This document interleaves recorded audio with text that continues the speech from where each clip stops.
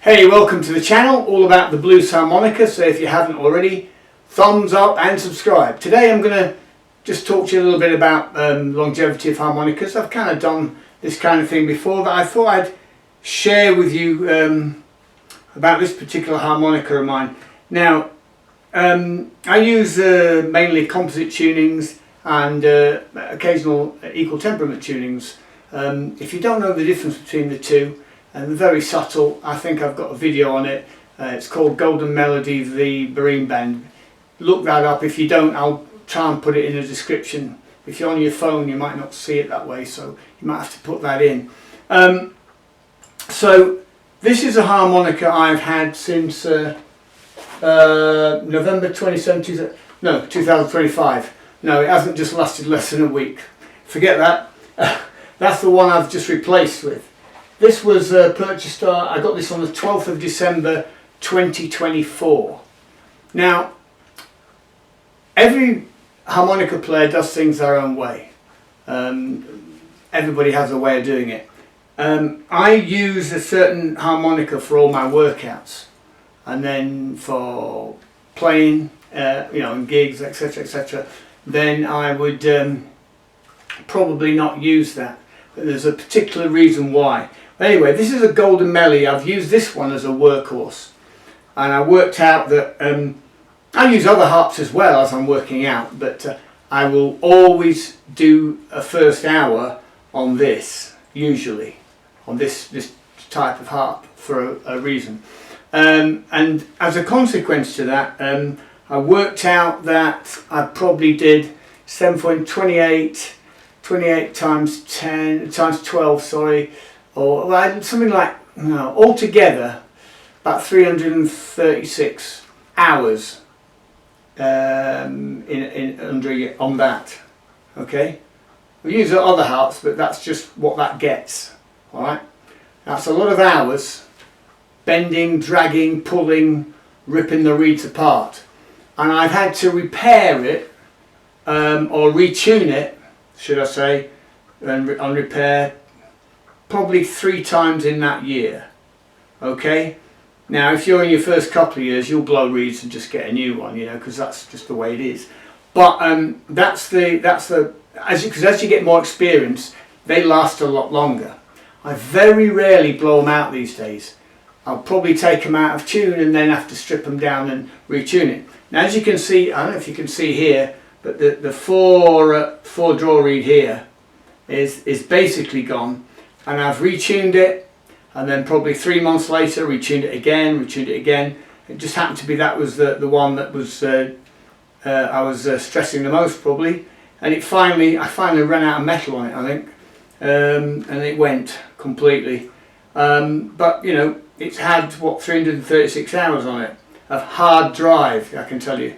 Because if you're working out the instrument, it's not a gig. You're doing you're trying things out, aren't you? So it's had some absolute hammer. So it's finally retired itself, basically. All right. So now the thing is, if you're in your first 2 or 3 years of playing, it is an important thing to learn how to retune, learn how to set up your harmonicas. But in the first year or two, I would suggest, you haven't really got the experience. If you've perhaps played other instruments and you've got a really good ear and you've got a lot of dexterity in your hands, it might be a good idea. But if you, otherwise, I wouldn't go there in the first couple of years, because you don't know really how much you're setting these reeds up. You could set these reeds up really well, and then you could end up within 3 months blowing all the reeds, because you're pushing too hard. Because each person, some people put more air than others in order to get the sound that they want. Now in the first few years you don't really understand that, because you're still working your way around the instrument, and it's very similar. If I went like this, okay, now you try that and try in different ways. Okay. okay, different ways of doing it. Initially you can't do it and you mould it in. But it's the same with the harmonica. You mould things, and the same with learning how to set the actions on these and all the rest of it. I can coach this. There's lots of ideas online. Everybody has their way of doing it. Mine's different from other people's. But initially in the first few years, be very careful, because, you know, or if you, for example, you might pay a lot of money to a guy to set it up for you, but then he's setting it up really for him. He doesn't know he's setting it up for you, because he doesn't know how much you're going to give it. If you're quite a strong driving player, you might still blow half the reeds after he set it up for you. You know, I don't particularly like to go at it tentatively. I like to attack the reeds in a certain way. Some people tend to be a little bit more delicate, should I say, and use the amps and stuff to try and convey themselves. It depends how you want to express yourself, of course. But what I'm saying is, as you gain experience, your hearts will last a lot longer. And the idea today is, when your harps go, don't throw them away. Keep them, because those are the ones you're going to start working on to learn how to do things. All right. And initially, what you want to learn how to do is just depress and push the action down. And it's a very delicate process. It's not a case of a pair of pliers and go in there. You've got to be very patient, and so it's the difference between a person who's an eye surgeon and somebody that's sawing people's legs off, you know, through one thing or another as a surgeon in a hospital. That way, you know, there's a different set of parameters. All right. So probably not the best analogy, but that's all I can come up with today. All right. So the point is, you need to get used to doing that action bit, as I say, for in your first couple, 2 or 3 years. I wouldn't really go there until you gain some experience. Just get used to it, because you've got to learn to get round at least 6 or 7 keys, hopefully all 12, but you'll need to get in those first years round quite a few keys, and be able to you know, run all these major scales and all the rest of it. As I mentioned, I use a workhorse harp for a lot of work, but I don't necessarily use those for playing. You know, I like the Marine Band series, and of course Seidel are very good, but I like the Marine Band series. So that, you know, there are subtle differences. Okay, but I should add this, and this is a big tip. If you can get your head around this, that imagine a world-class snooker player, like the great Ronnie O'Sullivan, for example, picking him as an example in snooker.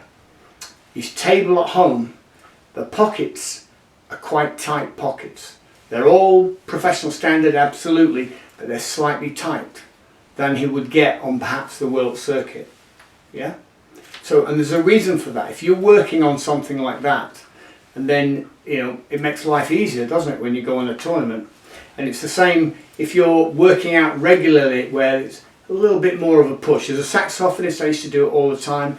I'd have reeds set up where I'd be working out for a few hours a day on horns, and I'd be working out and working around in the sound, but I'd just be slightly above where I'm going to go, so that when I go on the gig, it opens up the horn that much more, and I get much more resonance. And so I'm just making it just a little bit more talking for me, that I'm going to take a little bit off, so I really open it up. And that's one of the things that I do on these when I work out on the instrument at home. Okay, when I'm actually doing miking up and playing, I want it to be nice, free-flowing, and be very confident what I'm doing. So it really facilitates your confidence, that if you sort of take that kind of approach. Okay, so that might help some people. In the first couple of years, you know,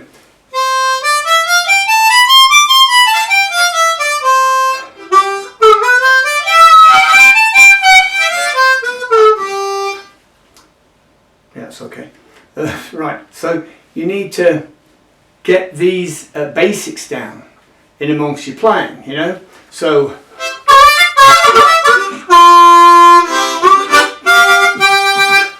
you need to get that in conjunction with that, because you need to be able to know how much to give everything.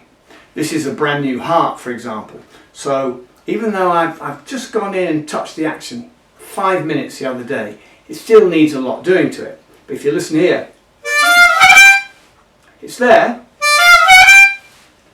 Yeah, it's there, but maybe that 5 for the 5 oboe, then maybe I'll just drop that a touch, but then again I like the push on it, so I might leave it where it is.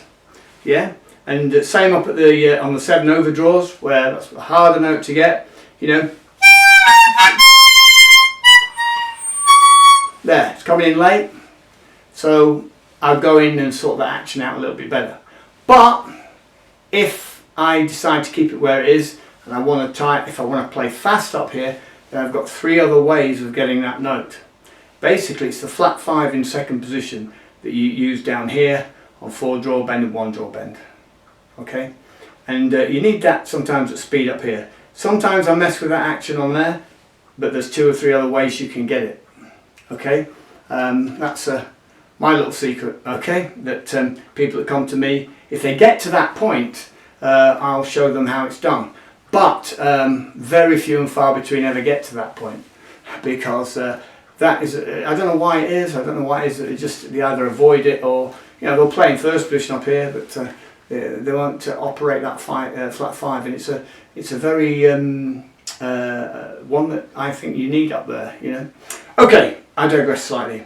So there we have it. As I say, the first 2 or 3 years, I would not be too worried about things. Get used to the instrument, okay? Get used to it and where everything is. And as I said before, if you're paying a lot of money out to a guy that's setting up for you, remember they're setting it up for themselves, unless you're actually stood next to them as they're setting it up, yeah, to set that action. Too much, too less, too much, too less. And then you wouldn't know unless you were out on a gig where you're pushing hard to make sure that everything comes through and you don't blow anything, because the chances are in your first few years when you're out on gigs, every time you get on a gig you'll blow reeds. You just will, until you get your monitor set, until you get everything set right, so that and particularly when bands are playing loud, which is a sort of an amateur thing really. They'll work out the quality later, Okay, so that's a few tips for you there on the harps. Keep harping out there. Get me for lessons on harp of the Wicks. I'll catch you on the rebound.